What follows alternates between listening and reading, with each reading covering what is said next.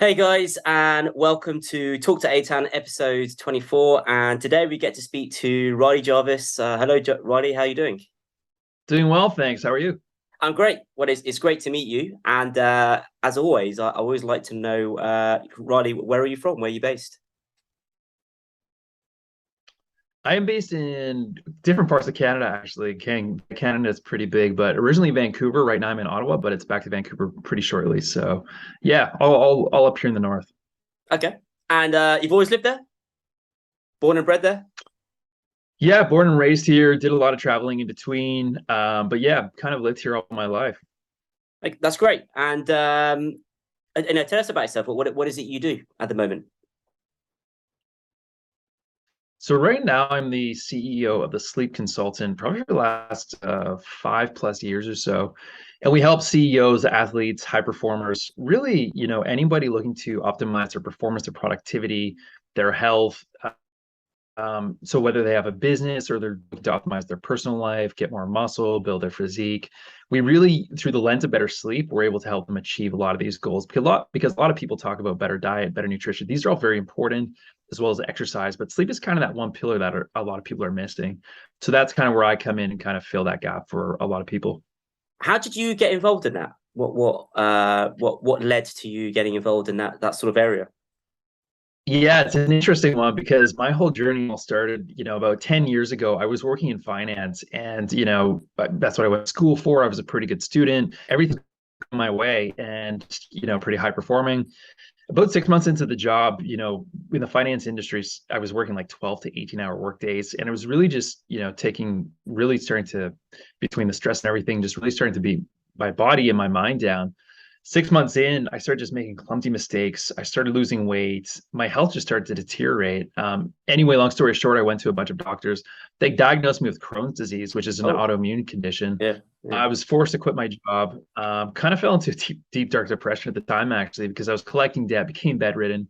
And so it was at this point because medication wasn't doing anything for me. The side effects were actually making me feel worse. So I had to take health into my own hands. So I literally spent like hours upon hours a day for years researching like how does our body and biology actually work, hormones, our gut, our brain, and how do they communicate with each other. And through that process, I was able to completely heal my Crohn's, put it into Really? remission.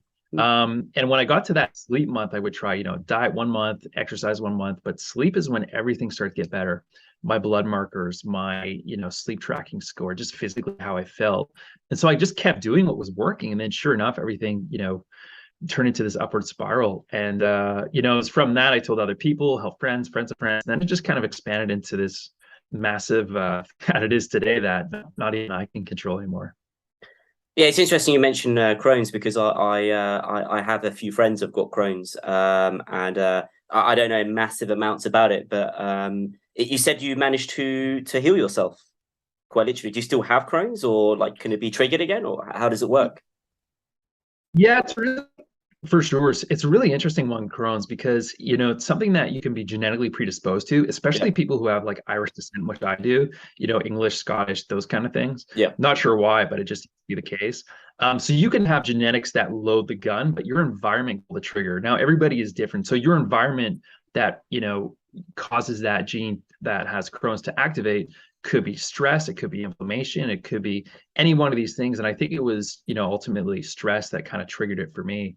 So that's kind of what set everything onto that trajectory. yeah. I think stress triggers everything, like even mental health Oh, conditions. It's totally. not Yeah. just Crohn's. Yeah. So that's interesting. So, like you mentioned, like you work with CEOs and athletes. Like, is there a particular kind of person that you like working with, or particular kind of person that is attracted to your kind of your programs? Is like how does it work with you exactly? Yeah, absolutely. So it's interesting. You always attract the same kind of people that you are, who are your ultimate clients. And for me, it was challenging in the beginning because everybody needs better sleep, right? And it's like, who do we target? People who are older or people who are younger? And I had kind of two categories. One was called the wisers. There's the pushers and the wisers. The wisers are the corporate C-suite executives, 50, 60, 70 years old. They're just looking for quality of life. They're looking for longevity. Yeah, They're looking to reduce, diabetes risk and everything that goes along with it. I work more so with the pushers though. These are the people who are really looking to optimize, like maybe they're a 10, they're looking to get to 10 or 10, like that peak performance types. And these are kind of, guys between the ages of 25 and 35, I found for the most part. They're entrepreneurs, they have their own business, they like to travel, they're looking to get a good physique, they're looking to get their dating life handled, let's say, and just optimize all these different areas of their life. So that's kind of where I come in. We're able to optimize their performance so they can finish like a 12-hour workday in like 8 hours, because that deep focus is so much there. They have more stamina throughout the day. It just goes on and on. But I don't know if you've done. I'm sure you have. You've seen the data, but what percentage do you think? We'll talk about like America, Canada, Britain. Do you think are chronically fatigued of the population? Yeah, it's a really good question. I saw a study recently of the UK. It was an insane number, like 60 to 70% of Oh people wow! have insomnia. But then, there's different levels and ranges Yeah, to this. So people who are like yeah. chronically fatigued, it's probably 20 to 30% if I were to guess. But people Wow. just with general insomnia, I mean, we all go through waves and phases. But if you think of people who have no issues sleeping, like it's a very small percentage of the population. And just because of our modern environments, we just can't really get around it. Because if you think like tens of thousands of years ago, our bodies, how it adapted in the ancestral environment, they haven't really changed much, our bodies, but our Yeah. environment has. And so this mismatch, which is also called the Savannah principle, is just very interesting now. So we actually need more support in order to kind of get back to source in a way, so our bodies aren't as stressed out. So is this like a modern phenomenon, like post Second World War kind of issue, or is this? Do you think this has been going on for? There's always been some kind of chronic fatigue since Industrial Revolution. Like when did they get started? All this kind of stuff. Yeah, I think so. Yeah, I think you're bang on. The Industrial Revolution, the whole technological revolution, Yeah. especially electronics now, and blue light in particular, like from our electronic Oh devices, yeah. our laptops. Blue light will directly suppress our melatonin levels, which is directly correlated with higher disease rates. Just less REM sleep, which is very important for our minds to recover, our minds to restore. And just when we don't have this, it's just this chain reaction. And as you probably know, nothing inside of our health works in silo. It's always working together and with each other. So when one thing stops working, we can't sleep well. That'll carry on to all other areas of our life. We're more tired, so we need more caffeine. Our biology is deeper and deeper into the rabbit hole. The list just goes on. So I'm curious about like your routine. Like, what do you do to make sure that you have optimal sleep? Like, is it certain? Do you have like a very regimental kind of day? I know some people Yeah, do like 15 minutes before they go sleep, like a meditation process. But what do you do? Like you personally? it's a great question. Yeah. So there's two. I approach this two ways. You have the basic low hanging fruit things, and then you have the more advanced things. This is where you kind of get a lot more personalized. Starting from the top, though, the beginning low hanging fruit things that I like to do, just people in general, I kind of dial it down to the top 10 things you can do for your sleep. But one of them, for example, is if you can find out what your chronotype is, you can go to thepowerofwhenquiz.com. Oh, It's by a doctor named Dr. Bruce. He's a sleep interesting. scientist, and it kind of tells you your sleep animal sign. It sounds a little bit silly, but there's dolphin, lion, wolf, and bear. And it kind of just tells you, like, in the morning, the afternoon, the evening time, how should you optimize your schedule? Because genetically, we're all Ah, different, right? yeah. So if you can have that match happen in place, a lot of people will be surprised in that and how they actually feel. What's it? Other things you can do is making sure your bedroom temperature. What's What's that? it? What's it called again? What's the name of that website? Yeah, it's called Ah, the power. thepowerofwhenquiz.com. And Interesting. it's free, 5-10 minutes to complete. Yeah, it's Okay. pretty cool. Yeah, interesting. Yeah. And Go on, Karen. Sorry. um, the next one is you can optimize your bedroom environment temperature. So Celsius about 16 to 18 degrees Celsius. This is pretty cool for a lot of people, but it does tremendous amounts for us to sleep better. Within a 24-hour period, our body is at its coolest around 2 or 3 a.m. if we go to bed at 10 p.m. So we want an external environment that's conducive to that. The next one we want to do, and that I like to do, is making sure that we're following the same schedule every single day, even on weekends as much as we can, going to bed at the same time, waking up at the same time. That's very important. When we wake up in the morning, people think sleep is all about the evening routine, but equally, it's all about the morning routine. So if we can wake up, expose our eyes to the sun, Yeah. that is going to go into our master clock and start waking up all these different cells, enzymes, organs inside of our body, because each and every process in our body has its own circadian rhythm, and how we wake that up is through light. So they're seeing now through the science, light is extremely important for our biology. Other things you can do towards the evening time, blocking out all light 2 hours before before bed wearing blackout blue light blocking glasses.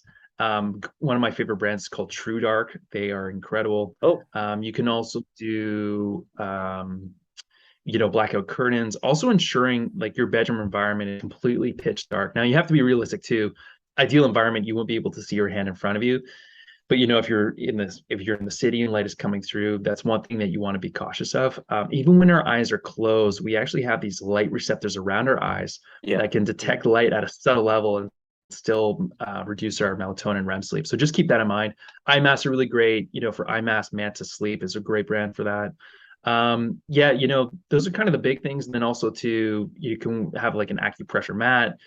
Another app on your phone you can use is called brain.fm, and inside of there you can put it to the frequency of sleep or relaxation. You wear these over the head headphones, and that can really help just gear down, so you can shift down into first gear before you fall asleep, so your mind's just not racing all the time. And I'll give another app that people can use. Is called iristech.co, IRIS tech.co. And what that does is run on your computer, and in the background it'll just automatically dim. But it's not just the light that'll dim, so you're not getting this blue light that suppresses your melatonin. It's also it's also the flicker rate. It's also a lot of these things on your computer as well. So there's a lot of other things on the basic level, but that's just kind of the low-hanging fruit. Then on the advanced side, it's doing like actual lab tests. So I love like looking at people's genetics, their gut, do they have parasites? Yeah. How about their hormones? What is their cortisol like? Their body's toxic load, their brain neurotransmitters. All these things are extremely important too.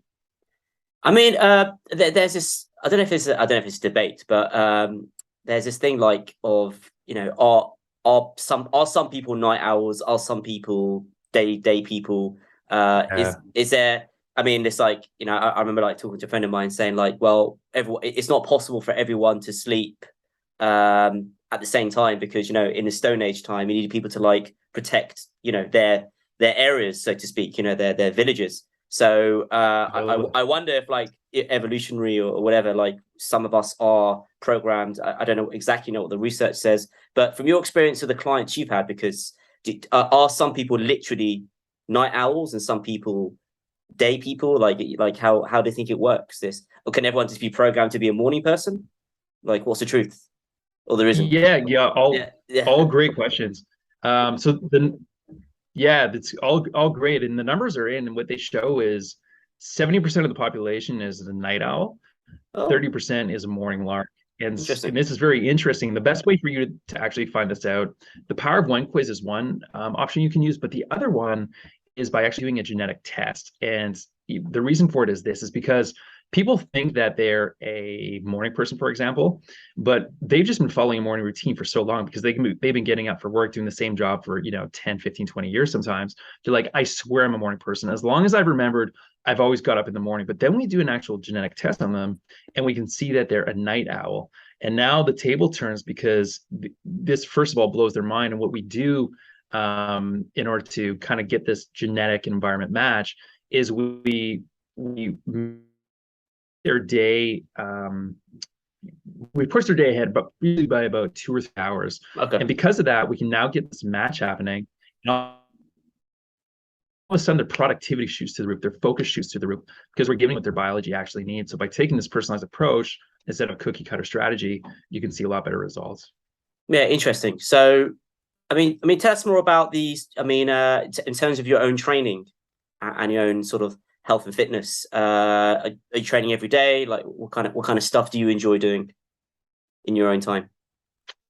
Yeah, I really like doing everything under the sun. Up here in Canada, when it's snowing, love getting out, love snowing, love just getting out, doing as much as I can. But in the summertime, it's a lot of going to Whistler in Vancouver. There's so much to do. It's really, they say it's a director's favorite city to go and shoot, because you have the mountains, you have the beach, you have the forest, and so there's always something to do in the outdoors. I also like doing grounding as well. These are just some tips that people can use as well. Walking around in your feet, in the dirt, in the sand, in the water, getting out swimming as much as you can, depending on where you live. But yoga, reading, hanging out with friends, anything that we can do to activate our parasympathetic nervous system, which is just our relaxation mode inside of our body. That is one thing that I like to do. And then of course, going out late at night sometimes, but at least I can get away with it because, my stress bucket is a lot better than it once was, where before felt like I was going to get a hangover for 4 to 5 days. Now I can recover a lot more quickly. I'm curious. So what's what's like the goals for you? What are your goals like in the future with your sleep mastery and your own personal development? Yeah, what are you hoping to achieve in the long term For sure, future? I was yeah, I was so touched by, my own personal journey going through Crohn's. I really hit, even though it was so long ago, I just really hit a really bad place at the time. And I just did not know where to turn. And doctors are amazing. Doctors are great. They just helped me at the time. So this kind of turned into my own personal journey, being able to help people with their sleep as much as that I can. So part of my vision is being able to help, 100,000 people with their sleep in whatever way, not just Okay. CEOs that eventually expand. That's just my niche right now.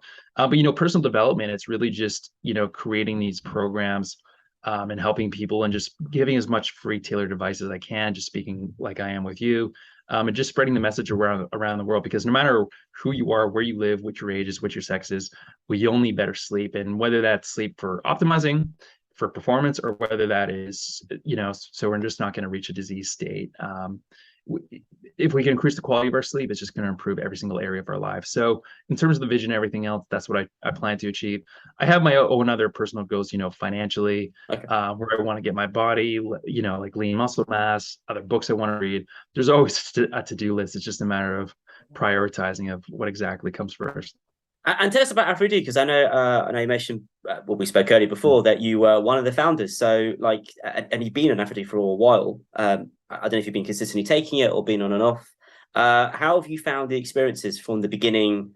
Back in 2018 to now, back to 2022. Like, how would you describe the journey and the changes you've had? Yeah, it's been an incredible journey. Like I was telling you before the show, working with Farhan and Imran. I remember it was me, him, Charles, and I think there was one other person. And we were talking about, Aphro-D and kind of getting the marketing up. And I was helping them with their Instagram page way back in the day. This is, Uh, 4 or 5 years ago. And time flies, but it was just amazing from what it went to a tablespoon and everybody, just quivering because of taste. And, I was somebody who tried out the samples and just right away, I felt its effects right away, just in terms of, libido, the gym, my drive, and everything else. And it's very powerful, and I'm very sensitive to it. So even today, I only take half of the dose. And okay. that's pretty good financially. But if I need more, then I'll take it. But it's improved my testosterone blood biomarkers. I think it's improved by like 50, 60%. But it's just gone into like my focus. If I'm stressed, it really helps me keep going just with the adaptogens that are inside of there. You have the toncatali, and just without diving too deep into what those properties are, it's just, every single element of my life. I can tell when I don't take it. But when I'm taking it consistently, it's just, everything is a lot more point. Yeah, it's very interesting that you say you take half a teaspoon, because there are with the people that I speak to, that there are a section of people that be like they're ultra sensitive to the herbs, and like, Yeah. yeah, half a teaspoon is enough. Sometimes even just a quarter is enough. It's interesting that how different everyone is. Some people need potentially even higher doses. I don't know if they do or not, but some people feel the need to take even more than we tell them sometimes. So just Totally. taking a half a day. So if you take more, what would happen to you? Do you just get oversensitive? What would happen to you? Yeah, I probably get kind of angry, to be honest, because it Oh, just, okay. what does more testosterone do to you? It was probably Yeah. that, I might develop a bit of a headache.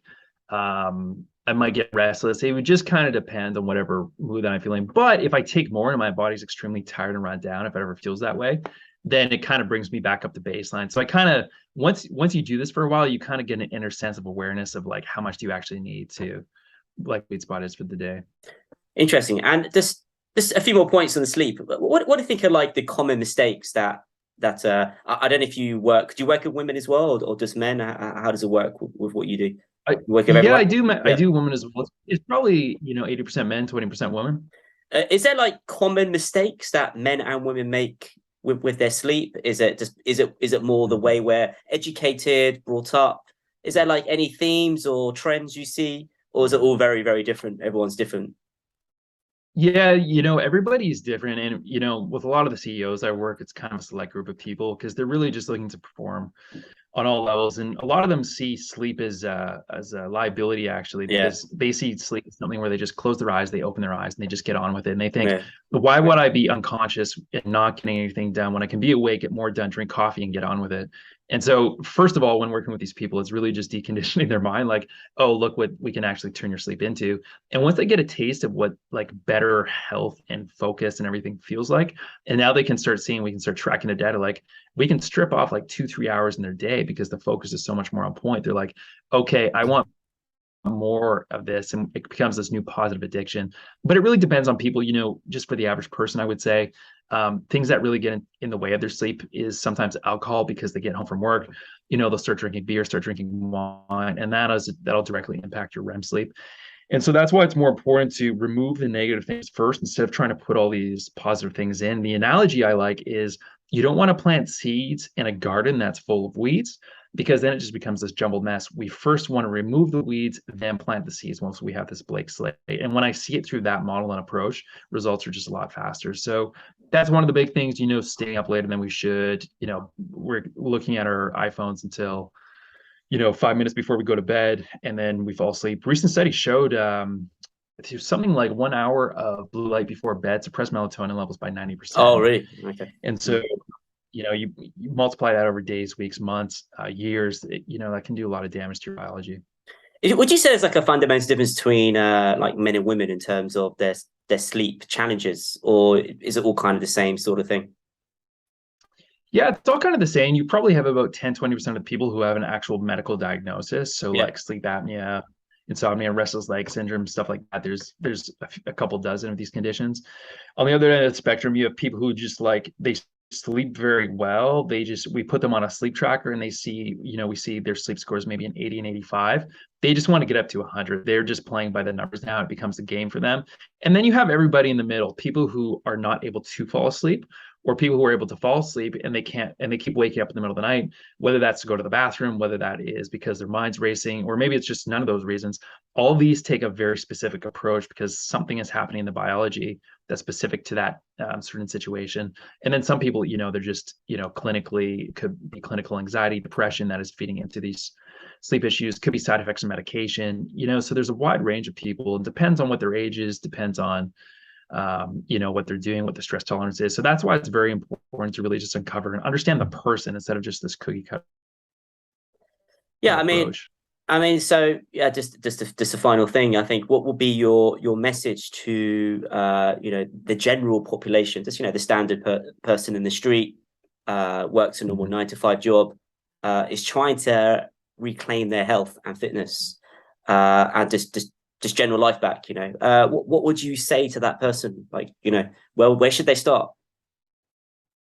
Yeah, great question. You know, sleep is such a great way to start because whenever we're implementing like a new diet, you know, that takes quite a bit of work. If we're going to the gym, that takes quite a bit of work. But sleep is something that we're doing anyway. And it's, you know, it's relatively easy. All we have to do is walk to our bed and close our eyes and sleep. But if we can make the few personalized tweaks, you know, they talk about Pareto's principle, we get 80% of the results with 20% of the work. And if we can focus on sleep and improving our sleep, you'll be amazed just how much better that you'll start to feel. And instead of using synthetic band-aid solutions to cover up your symptoms, if you actually get to the root and the source of where your issues lie, then those symptoms will not manifest in the first place. And it's just a much more longer term sustainable solution where you don't have to rely on caffeine to stay awake, sleeping pills to get to sleep. And it's just a much better place to be. Great. Well, Rod, it's been very interesting speaking to you, and it's been highly educational. And yeah, it'll be great if you. I know you mentioned some of those links to me, which I can't remember, but yeah, I'll definitely get those at the end of. I'll definitely get those off you later. But yeah, I hope to speak to you in the very near future and see what other insights you have for us. I'm sure, you know, things are research is changing all the time. Right. What's the next step in like sleep in performance for people? Like what's going on in the research world? these days? Yeah, it's really interesting. Like Matthew Walker, who was on the Joe Rogan, he wrote the book Why We Sleep. He kind of brings this child like 1 or 2 sleep, and it's so in its infancy stages. They're just making new discoveries every single day. But Ah, what's really interesting with sleep, the new technology, the new gadgets. There's a lot of yeah. millionaires and billionaires investing in these new biotech companies to really optimize their sleep, and just the human health and where it's all going to go. Not that we're going to turn into cyborgs anytime soon, but the future looks bright with all this stuff. So it's yeah, a lot of exciting stuff ahead. Great. Okay. Well, it's been great to chat to you, and yes, we'll definitely will speak very soon. Sounds good, I appreciate Okay. it. Thanks. Thanks a lot. Cheers. Thanks.